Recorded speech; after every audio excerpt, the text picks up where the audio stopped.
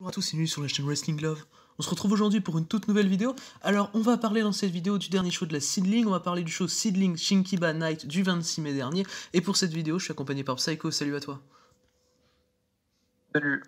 Alors, du coup, le show Seedling Shinkiba Night qui s'est déroulé le 26, il y avait notamment un match de championnat tag avec Asuka et Makoto qui challengeaient Arisa Nakajima et Nanae Takahashi. Alors, personnellement, c'était le match qui m'a hypé le plus du show, largement. Il y avait rien d'autre qui m'a hypé, hein, honnêtement. Je vais pas mentir, je pense que c'est ton cas également. Comment dire, en soi, techniquement, éventuellement, le match Rina Yamashita contre Yami Sasamura qui pouvait être sympa. Ouais. Sinon, l'opener, je l'ai su très tardivement, mais ça pouvait être sympa, bref. Mais oui, principalement le main event qui a hypé. Oui, oui, effectivement, ouais, pour les titres tag. Du coup, voilà pour un peu la présentation du show. Finalement, il n'y a pas grand chose à dire pour le preview.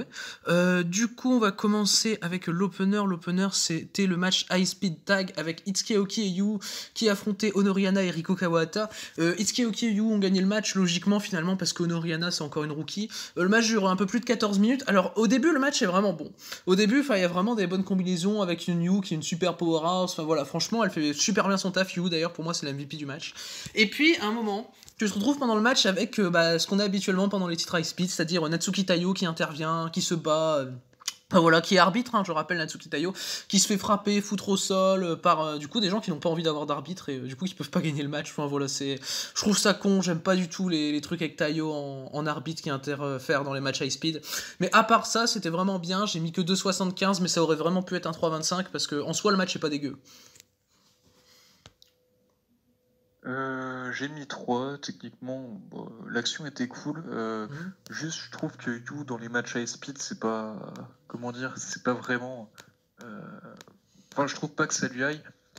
Comment dire, Natsuki Tayo m'a pas particulièrement fait chier. J'ai bien aimé le petit moment où il était un double 619 sur. Enfin, de Rico et de Natsuki Tayo sur l'une des deux adversaires. Natsuki Tayo, en fait, ce qui est gênant, c'est que son personnage, je pense qu'on peut le comprendre, mais on n'est pas sûr, quoi. Ouais, là pour le coup, c'est pas pour le comprendre. Ouais. Qui a pris sa retraite. Ouais. Je le vois comme une catcheuse qui a pris sa retraite et qui comment dire, regrette tous les moments qu'elle a passés sur le ring. Donc du coup, vu qu'en soi le match high speed c'est un petit peu sa spécialité depuis toujours, dès que quelqu'un n'est pas assez rapide, elle l'attaque. Mais sauf que parfois en fait c'est pas pour cette raison, du coup c'est quand même assez Ah ouais. étrange. Le problème c'est qu'elle est arbitre, donc t'es arbitre, non, tu fais pas ça, sinon t'es pas. Enfin, ouais, c'est saoulant, vraiment après, c'est je saoulant. me pose la question si le but de ça serait pas en gros un moment que t'es Natsuki Tayo qui fasse un dernier run dès qu'elle est prête, quoi. Moi je pense qu'elle peut être mieux en catcheuse qu'en arbitre, quoi. Je pense qu'elle peut être un peu moins dérangeante, quoi. C'est, je pense. Donc. En catcheuse, aucun problème. C'est une excellente catcheuse. Enfin, c'était une excellente catcheuse de l'époque où on la voyait. Ouais. Mais non, comment dire, si c'est pour mener un truc comme ça, j'ai envie de dire, c'est dommage de faire ça à tous les matchs high speed, quoi. Mais oui, c'est chiant. ça aurait une plus ou moins logique. Mais si c'est pour au final rien du tout, c'est juste bon. Ok. C'est pas très utile, quoi. Ouais, non, je suis d'accord avec toi, vraiment, j'en peux plus de ça, donc c'est assez compliqué. Mais du coup, voilà, victoire d'Itsuki Aoki et Yu, assez logique, comme tu l'as dit, comme je crois que c'est toi qui l'as dit, que Noriana a le rendre rookie. Mais enfin voilà, vraiment, c'est plus dans le sens, t'as Honoriana qui est un petit peu dans la carte, en gros, en train d'apprendre, du coup, qui perd pas mal de matchs et qui va se faire pin. Comme dans toutes les feds. C'est pour la faire apprendre. Mais c'est comme dans toutes les feds, c'est comme, comme la Noah, la DDT, tu retrouves ça. Voilà. Enfin voilà, c'est normal, c'est tout à fait normal. Voilà. Du coup, voilà pour cet opener, donc remporté par Itsuki Aoki et Yu, c'est bon pour toi? Comment dire, j'ai trouvé Rico très cool, je pense pour moi c'est la femme du match. Ah, ok. Voilà. Ouais, pour moi c'est quand même Yu, mais oui, Rico est de toute façon très cool. Après aussi, par rapport à ce match, on pouvait éventuellement se dire que Rico et Honori pouvaient gagner le match dans le sens où elles ont eu une chance pour les titres tag il y a pas si longtemps que ça. Et également, parce que c'est une vraie équipe, alors que Itsuki Aoki et Yu, c'est une équipe, en gros, deux meufs qui sont ensemble, quoi. Enfin, Ouais, il n'y a pas d'équipe, quoi. ouais, je suis d'accord. Ouais, puis en plus, Enfin, elles il n'y a viennent pas d'avoir une d'équipe chance à au part titre le tag. match. Oui, je suis d'accord. Vu que Anna et Kawata ont eu une chance au titre tag, oui, je peux comprendre. Mais du coup, voilà pour ce match par équipe. On va maintenant passer au deuxième match du show. Le deuxième match du show, c'était Rina Yamashita qui affrontait Ayame Sasamura. Alors, le match dure un peu plus de 9 minutes, victoire de Rina Yamashita. Alors, honnêtement, il n'y a pas grand chose à dire sur ce match. Très honnêtement, la victoire de Rina Yamashita est logique. Elle a perdu il y a quelques shows pour le Beyond the Sea contre Asuka. Donc, tu lui donnes quelques victoires en solo. Moi, je trouve ça bien. Enfin, voilà, c'est mieux que de la foutre en équipe avec Yumiko Ota pour je ne sais quelle raison. Parce que vraiment, Rina Yamashita, elle est super cool dans le match. Elle a une grosse lariat pour finir le match, qui était assez violente, qui m'a vraiment bien plu personnellement. Et bon, le match a tout le long un bon niveau, c'est pas incroyable, mais c'est du 3-25, franchement, ça a bien fait son taf, et même Sasamura, franchement, je la trouve assez cool. J'ai mis 3-25 aussi, le match, il n'y a rien de spécial, mais comment dire, ce qui est montré est bien exécuté, 3-25. Cette défaite va pas faire du mal à Sasamura, sachant que je trouve qu'elle en sort plus ou moins grandi. Et Rina Yamashita, elle avait besoin d'une victoire, donc lui donner une victoire contre Sasamura est cool. Après, j'aimerais bien que par la suite, Sasamura soit, en gros, ait un petit peu plus de victoires, en gros, par rapport à la suite. Bref, tu comprends. Oui, non, je comprends, t'inquiète. Je comprends. Non, mais du coup, le personnage de Sasamura, qui est d'autant plus intéressant chez Seedling depuis quelques temps, je trouve. Oui, bah elle a plus d'apparitions, elle a plus d'intérêt, en tout cas à mes yeux. Et tout ce qui se passe avec Riko Kaiju aussi, moi, ça m'intéresse personnellement. Ouais, pareil. Voilà. Du coup, c'est bon pour toi pour ce match ? C'est ça. C'est bon. Ok, parfait. Du coup, voilà pour ce match avec une victoire donc, de Rina Yamashita. On va maintenant passer au troisième des 4 matchs du show. Le troisième match, c'était Riko Kaiju donc, qui affrontait Yumiko Ota. Alors, le match a duré environ 10 minutes, victoire de Yumiko Ota. Honnêtement, je suis pas du tout fan du match. Personnellement, franchement, j'ai trouvé ça très compliqué. J'ai mis 2,75, j'étais à la limite de mettre 2,5 honnêtement. Je pense que c'est le moins bon match du show. En fait, ça commence déjà à l'extérieur du ring. Vraiment, ça commence à l'extérieur du ring. Déjà, ce genre de match, déjà, ça me saoule, franchement. Où t'as le début à l'extérieur. Finalement, tu m'avais dit que ça rentrait assez vite dans le ring. J'avais l'impression que ça avait duré très longtemps, la séquence à l'extérieur du ring. Yumiko Ota finit par gagner. Yumiko Ota, je vais pas mentir, je la trouve hyper sloppy, hyper chiante dans son catch. Donc, c'est compliqué en plus. Même si Riko Kaiju a été cool, franchement, c'est une bonne underdog, Riko Kaiju. Donc, ça a les corps. Mais c'est très moyen et c'est compliqué vraiment ce match pour moi. J'ai mis 2-3 quarts également. En soi, techniquement, la séquence allait à l'extérieur ne m'a pas gêné. Le catch, ça allait honnêtement. Enfin, t'as mieux, t'as pire aussi. Oui. Après, la fin du match ne m'a pas gêné. Après, c'est plus vraiment cet overbooking inconsistant qui saoule, quoi. Ouais, je suis d'accord. 2-3 quarts, victoire logique de Yumiko Ota. J'ai bien aimé la fin du match. En gros, t'as Ota en gros, t'as Kaiju qui commençait à dominer un peu Ota via des roll-up et tout ça. Bon, t'as Ota qui, un moment, contre un roll-up et enchaîne avec une Rare Naked Choke. Je trouve que c'est cool parce que tu sens qu'il y a quand même un palier entre les deux et t'as Ota qui dit bon, ça suffit, elle commence à me saouler donc je vais la terminer. Oui, c'est logique. Donc, finalement. voilà, après l'action. Est-ce que t'as. En gros, avec cet overbooking, genre les coups de chaise. Si je dis pas de les coups de chaise également. Enfin, de beaucoup de choses. Oui. Ouais, mais en gros, c'est un peu casse-couille par moment. Ah oui, après oui, je suis d'accord avec toi par rapport au truc du palier, parce que finalement, t'as Riko Kaiju qui est rookie, t'as Yumiko Ota qui est là depuis les années AJW, les années 90, donc c'est logique. Ouais. Ça, c'est. Tu vois bien la différence. Victoire logique.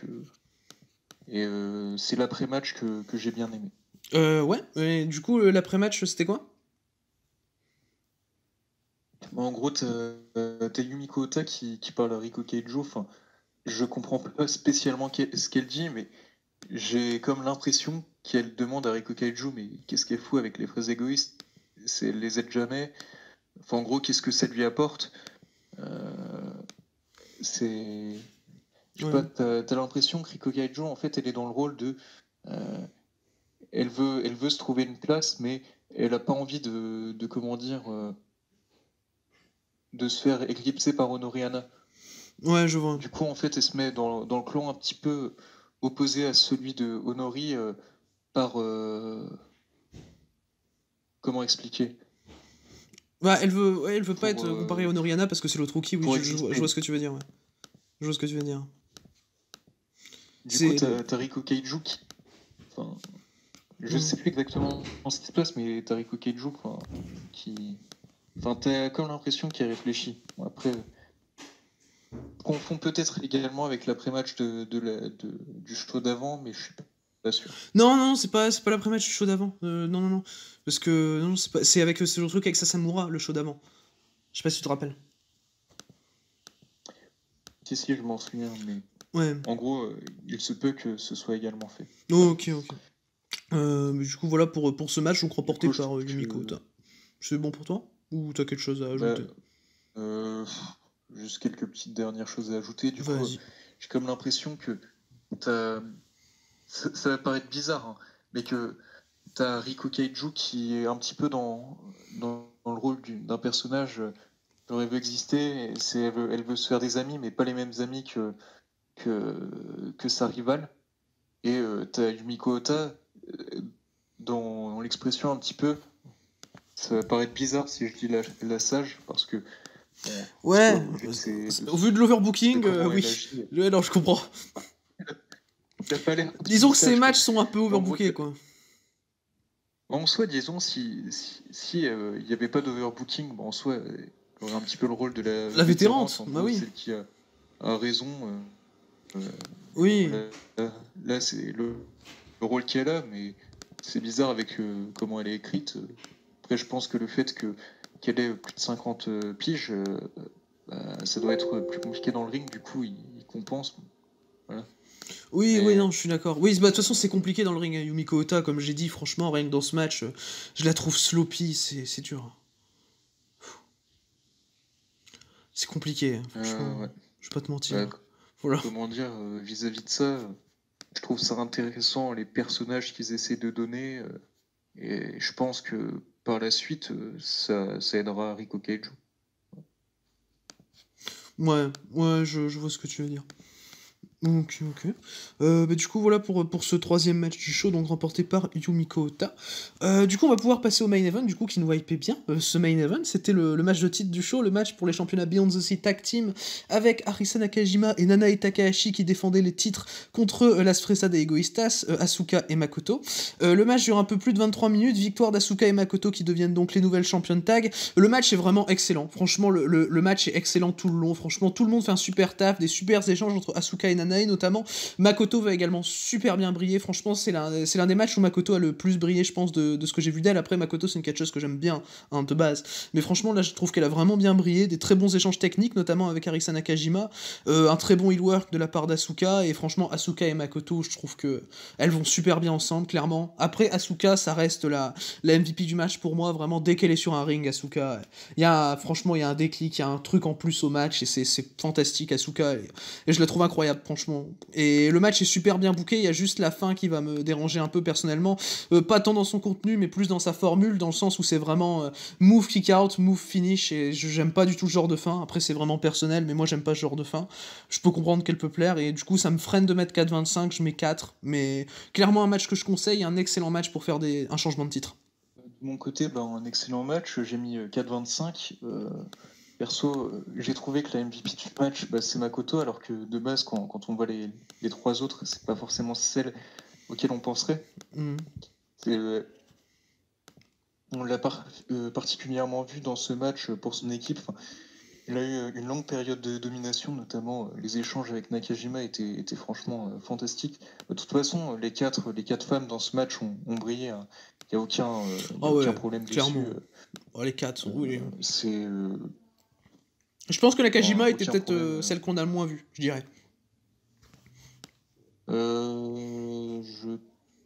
En fait, c'est surtout qu'on l'a pas spécialement vu à la fin du match, vu qu'à la fin du match, t'as facilement du bon 5 minutes avec Azuka et Nanae qui restent sur le ring, et Nakashima qui se fait un petit peu dominer par Makoto de l'autre côté. Ouais, je vois ce que tu veux dire. Enfin, dominé. Pas tout le temps. Oui, après, ça n'empêche qu'Arisa Nakajima fait une super perf. C'est peut-être celle que j'ai le moins vue des 4, mais de toute façon, les 4 sont géniales. Hein. Faire un mauvais match avec ces 4-là, c'est compliqué, quoi. Faut pas mentir. Je m'attendais pas à ce qu'on ait un 2, quoi. Voilà. Je te vois. Mais non, comment dire, ce match, bien sûr, mon match préféré du show, mais comment dire, je trouve que ce match a regroupé pas mal de la storyline entre Azuka et Nanae dans le passé, et Azuka et Arisa Nakajima dans le passé également.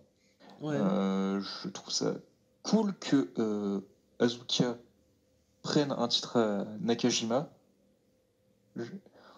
J'aurais peut-être préféré qu'elle pine Nakajima, mais dans le contenu et dans éventuellement la suite de ce qui pourrait se passer, en fait, c'est plutôt bien que ce soit Nanae. Et je m'attendais, franchement, je vais pas vous mentir, je m'attendais vraiment à aucun. Enfin, je réfléchissais, je me disais qu'il y avait peut-être 10-15% de chances que les fraises égoïstes prennent les titres. Mais en fait, je voyais Nanae. En gros, je voyais Nanae challenger Azuka, et du coup, en gros, que les championnes tag conservent pour. Ouais, du coup, je voyais aussi Nanae challenger Asuka, mais je voyais Asuka et Makoto prendre les titres. Voilà. Je voyais pas en fait Nanae challenger Azuka en perdant, mais de la manière dont c'est fait, t'as l'impression que c'est vraiment. Je sais pas. Je vais parler de ça après, en fait, finalement, parce que sinon ça va pas être forcément dans le bon ordre. Ouais. La fin du match m'a absolument pas dérangé, vu que t'as du bon 5 minutes entre Azuka et Nanae. Échange, ensuite t'as Azuka qui domine, t'as Azuka qui fait des moves signature, t'as Nanae qui se dégage grâce à Arisa Nakajima. Mais sauf que pour le moment final, t'as Makoto qui arrive à gerter Nakajima du ring, et du coup t'as Azuka qui, je suis pas sûr, mais elle a peut-être eu un regard, dans le sens elle voyait plus Nakajima dans le ring, donc du coup elle s'est dit bon maintenant ça passe ou ça casse. Elle fait son finish, quoi. Ouais, je vois. Et c'est passé. Ouais, du coup nouvelle championne tag. Ce qui est très bien. Je suis vraiment très bien Asuka avec les 2 ceintures. Je trouve ça très bien. Par exemple, un roll-up d'Azuka avant. En gros, t'as eu 2 roll-up, t'as eu un Nanae, un d'Azuka, celui de Nanae. En gros, elle avait battu Azuka par roll-up. Enfin, elle avait pin Azuka par roll-up. Si je dis pas de bêtises, c'est possible. C'était peut-être au show d'avant. C'était au show d'avant où t'avais eu un gros 3 contre 3 pour préparer le match tag. Ok, du coup, t'avais Nanae qui avait pin Azuka par roll-up. Et Azuka, en 2019, elle avait pin Nanae Takahashi avec le même roll-up. En gros, pour avoir une chance pour le titre à l'époque, avec le même roll-up que. Qu'elle a fait dans le match, après que Nanae lui ait fait le roll-up, je sais plus c'est dans quel ordre, bref. Mais en soi, ça a peu d'importance. Mais comment dire, j'ai trouvé ça bien cool, ces petites refs. C'est pas grand chose, mais c'est sympa. Les bons échanges de. En bref, le in-ring du match, j'ai rien à redire. En gros, j'ai rien à redire à ce match. 24 minutes, plaisir des yeux. Au début du match, t'as. Enfin, je sais pas, je vais m'en mêler totalement. Bon, tant pis. Avant que le match commence, dès que t'as l'entrée de Nakajima et de Takahashi, t'as Riko Kaiju qui les attaque. Oui. Ça m'a fait rire. Et même Riko Kaiju, elle va des fois faire un peu tricher pendant le match. Voilà. Elle est un peu intervenue pendant le match. Ça m'a pas dérangé, j'ai trouvé ça cool personnellement. C'est pas pour. Voilà. Après, comment dire, il n'y a plus d'intervention de Kaiju.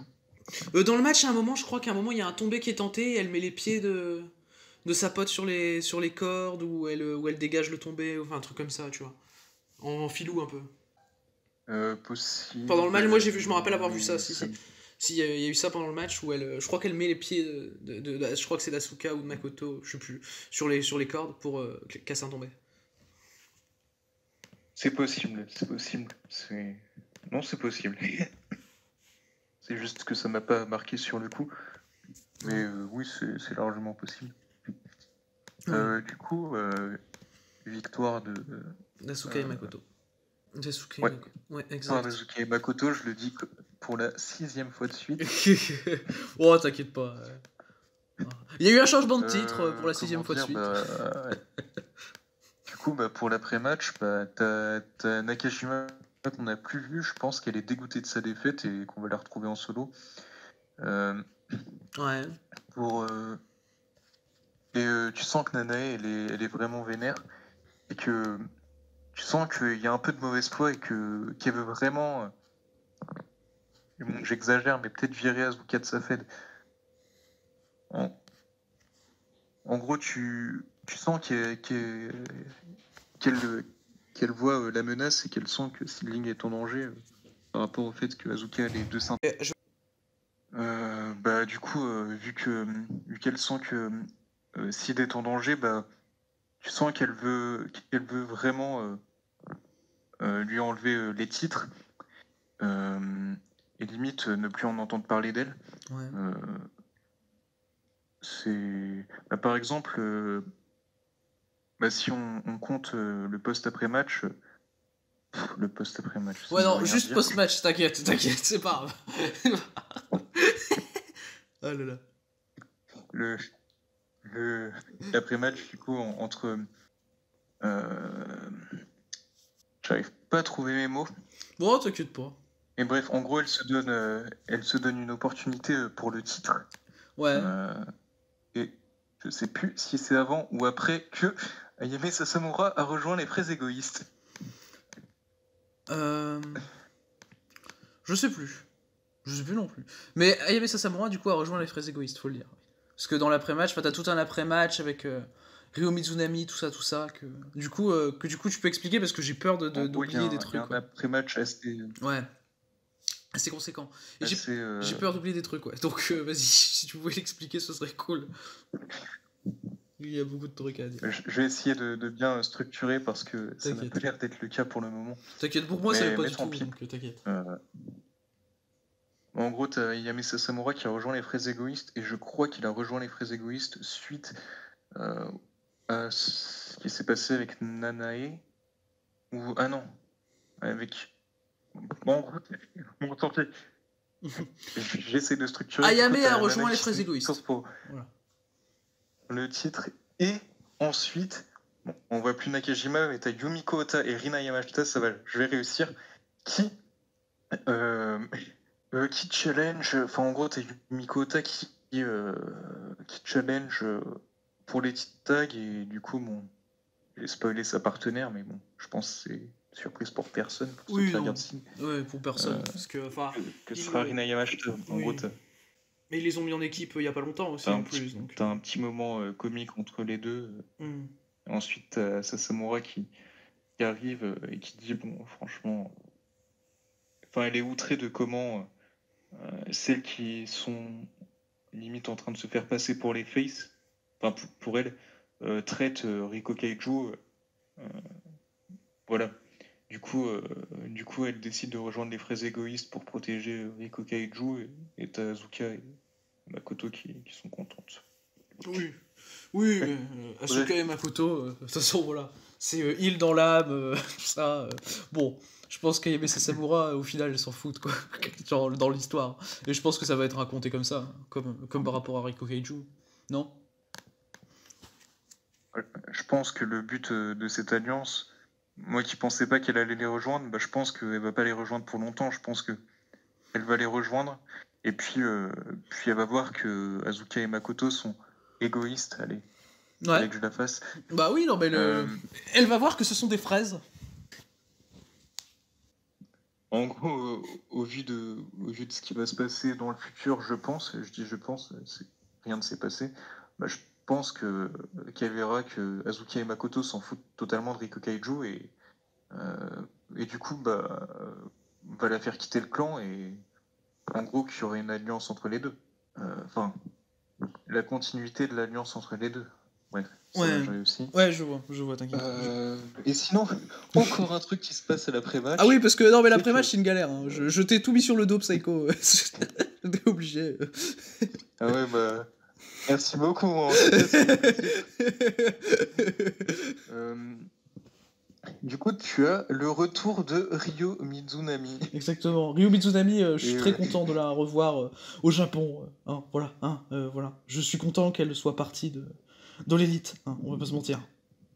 de l'élite. Oui. C'est très bien comme ça. Plus loin elle est dans l'élite, mieux c'est. Voilà. En gros, Ryo Mizunami de retour au Japon et du coup qui arrive et je suis très content de la revoir. Tu sens qu'il y a quand même pas mal de star power en elle. Ouais, oui, je suis d'accord. Mais Ryo Mizunami, elle est bien cool. De toute façon, enfin, elle est assez complète comme catcheuse. Franchement, voilà. Il y a du star C'est power, oui. quelque chose génial, quoi. Et très content de la revoir parce que je pense qu'il y aura un retour de Max Voltage, du coup, retour de Takase. Ça fera plaisir. Ouais. Elle n'est pas de retour, hein, mais je pense qu'il y aura un retour de Takase. Ouais, ce serait cool, ouais. J'adore Takase. Du coup, j'ai trouvé mes mots. Et du coup, retour de Mizunami. Mizunami qui dit qu'elle est de retour et elle arrive avec sa coupe AEW. Et je pense que c'est une sorte de provoque à Asuka qui n'avait pas tenu le premier tour. Et du coup. Elle avait fait exprès de perdre pour ne pas rester chez l'élite. C'est pas pareil. Asuka. Elle challenge Asuka et si je dis pas de bêtises, t'as Nanae qui conteste, quoi. Ouais. Ou alors, elle challenge Nanae pour dire bon, c'est bon. Je sais plus. Bref, c'est trop de choses. C'est trop compliqué. Non, mais au moins, ouais. Donc, les grandes lignes. Ayame Sasamura qui rejoint les frères égoïstes. Ota et Yamashita challenge au titre tag et Ryo Mizunami de retour. C'est les grandes lignes de l'après-match, voilà. Parce qu'on s'est un peu égaré par moment, mais c'est les 3 grandes lignes de l'après-match de ce que j'ai cru comprendre. Et aussi, du coup, dernière grande ligne, on aura un Ryo Mizunami contre Nanae Takahashi. Je pense au prochain Showseed et je pense également qu'au prochain Showseed, on a la défense de titre de Azuka et Makoto contre Rina Yamashita et Yumi Kohota. Bien sûr, je pense une conservation des titres. Je pense victoire de Mizunami sur Takahashi et Mizunami qui provoquait un petit peu Azuka en lui disant qu'elle l'a déjà détrôné pour un titre, du coup, elle le refera, quoi. C'est pour parler vite fait du truc, c'est elle qui lui avait pris son titre de Wave. Fédération qui existe toujours. Ah, pour le moment. Ça, on sait pas, ça. J'espère à long terme. Ah là là, bon, disons que ça va être plutôt compliqué. Non, du coup, prochain show, on se tape un Nanae Takahashi contre Ryo Mizunami, c'est pas dégueu. Et un match pour les titres tags, voilà. Oui, non, franchement, moi, ça me hype bien, personnellement. Du coup, voilà pour cet après-match. Alors, personnellement, le show dans l'ensemble, franchement, je le trouve vraiment bon. Bon, il y a vraiment le problème de Natsuki Tayo dans le high speed, mais à part ça, le match est bon. Et c'est, à part vraiment le Ota contre Riko Kaiju, franchement, j'ai tout plus ou moins aimé ce qu'il y avait dans le show. Évidemment, je conseille fortement de voir le main event, qui est pour moi l'un des meilleurs matchs de Seedling cette année. Je ne sais pas si pour moi c'est le meilleur match de Seedling, car Moi, j'ai un match devant. Vraiment adoré le. Moi, j'ai juste un match devant. Le Best Friend contre. Je sais plus. En fait, j'ai juste un match devant, et c'est, en fait, si tu veux, le match que j'ai devant, c'est le Yoshiko et Sari contre Nakajima et Takahashi en tout début d'année. Que j'avais adoré. Ouais, je parlais de celui-ci, je me suis trompé. Ah bah voilà. J'ai confondu. Quelle honte. Celui où Takahashi et Nakajima prennent les titres. Je sais plus. Je crois que j'ai préféré celui-ci. Enfin, celui qu'on a eu le 26. Ok. Alors que du coup, je viens de voir ouais, qu'on aura Mizunami contre Nanae ouais, et Makoto et Asuka. Ouais, j'ai vraiment vérifié là. Contre Ota et Yamashita, c'est le 17 juin. C'est le 17 juin le show. Voilà. J'ai juste. Voilà. Désolé de t'avoir interrompu, mais j'ai. Voilà. Non, mais c'est bien de le savoir, la date. Ouais. Ouais. Exactement. Du coup, c'est bon pour toi? Bah, comment dire, par rapport au show, j'ai apprécié le show. En termes d'in-ring, c'était pas incroyable à part le main event qui remonte vraiment, Oui. vraiment le show. Oui. Mais en termes d'intrigue et de suite, je trouve que le show est super. Ouais, pareil. Franchement, vraiment bon show pour l'intrigue, comme t'as dit, par rapport à l'après-match du main event. Mais du coup, voilà pour ce show, donc Seedling Shinkiba Night du 26 mai dernier. Du coup, voilà pour cette review. Merci à toi, Psycho, d'avoir participé à cette vidéo. J'espère qu'elle vous aura plu. Du coup, d'ici les prochaines vidéos, je vous dis à la prochaine. Bye tout le monde.